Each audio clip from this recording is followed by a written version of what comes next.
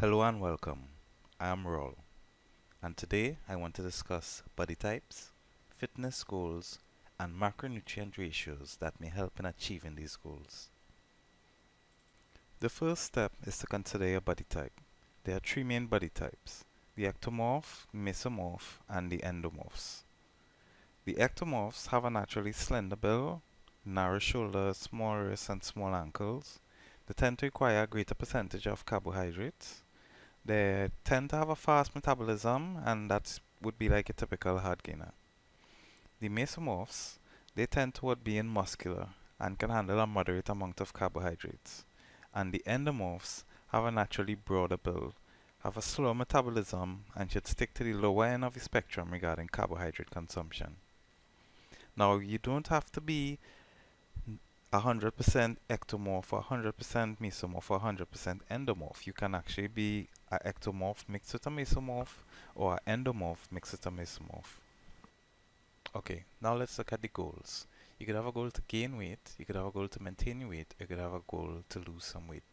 If it is you're looking at gaining weight, you'd want to have a calories in being greater than the calories out. If you're looking to maintain weight, you'd want the calories in to be equal to the calories out. And if you're looking to lose weight, you'd want the calories in to be less than the calories out. What I actually use to count the calories in is an app called MyFitnessPal. It's a pretty good tool to be used to check the calories that you have consumed during the day. With regards to the calories out, I normally use a GearFit2 fitness tracker.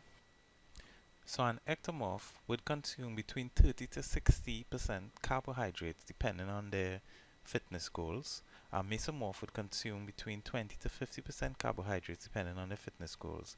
And an endomorph would consume between 10 to 40% carbohydrates depending on their fitness goals.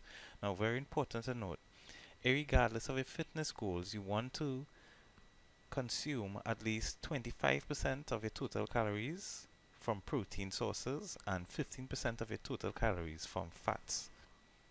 Okay, so now let's look at some examples of how each body type may apply macronutrient ratios to achieve their goals. An ectomorph trying to gain weight may consume 60% carbs, 25% protein, and 50% fats. If the ectomorph was trying to maintain its weight, it may consume 50% carbs, 30% protein, and 20% fats. And if the ectomorph was trying to lose weight, it may consume 30% carbs, 50% protein, and 20% fats. A mesomorph trying to gain weight may consume 40% carbs, 35% protein, and 25% fats. Whereas a mesomorph trying to maintain may consume 30% carbs, 40% protein, and 30% fats.